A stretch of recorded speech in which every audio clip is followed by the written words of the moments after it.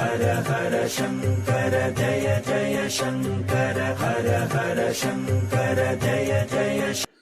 தமிழ் மாதங்களில் ஒவ்வொரு மாதத்திலும் வரும் பௌர்ணமிக்கும் தனி சிறப்பு உண்டு. அவற்றில் சைத்திர பௌர்ணிமா எனப்படும் பங்குனி மாத பௌர்ணமி பௌர்ணமிகளில் மிக முக்கியமான பௌர்ணமியாகும். இது சைத்திர மாதத்தின் கடைசி நாளாகும். இந்த ஆண்டில் ஏப்ரல் 12ஆம் தேதி இந்த நாள் கொண்டாடப்படுகிறது. அன்று என்ன தானம் செய்தால் நல்லது நடக்கும் என்பதை பற்றி நாம் இங்கு தெரிந்து கொள்ளலாம். சைத்திர பூர்ணிமா என்பது யுகாதி மற்றும் குடி பத்வாவுக்கு பிறகு இது வருகிறது. இந்த நாளில் சித்ராகுப்தரை வணங்குவது வழக்கம். சித்ராகுப்தர் ஒவ்வொருவரின் நல்லது கெட்டதுகளை பதிவு செய்பவர் என்று நம்பப்படுகிறது. சைத்திர பூர்ணிமா ஆன்மீக செயல் செய்ய ஏற்ற நாள். அன்று தானம் செய்தால் அதிர்ஷ்டம் பெருகும்.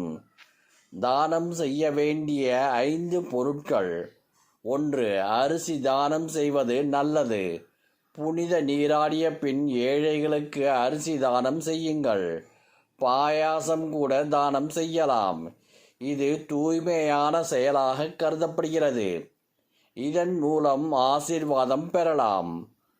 2. பால் மற்றும் தயிர் தானம் செய்யலாம். இவை இரண்டும் சந்திரனுடைய தொடர்பு கொண்டவை. இவற்றை தானம் செய்வதால் சந்திரன் மகிழ்ச்சி அடைவார்.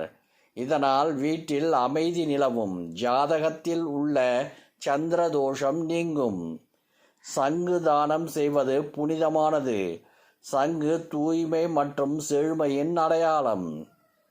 தண்ணீர் தானம் செய்வதால் மன அமைதி கிடைக்கும்.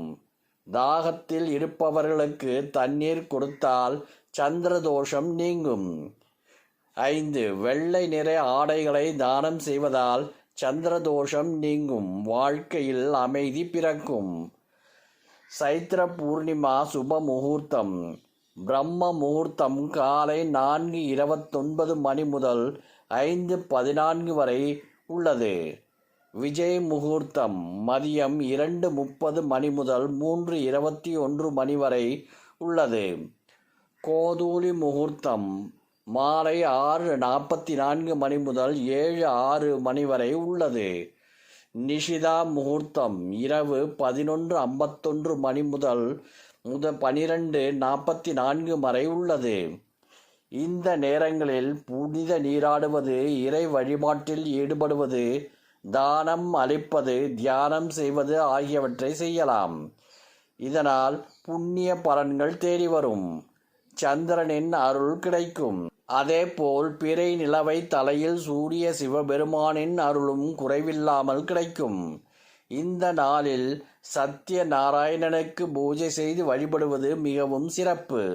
ஹர ஹர சங்கர ஜய ஜய சங்கர ஹர ஹர சங்கர ஜய ஜய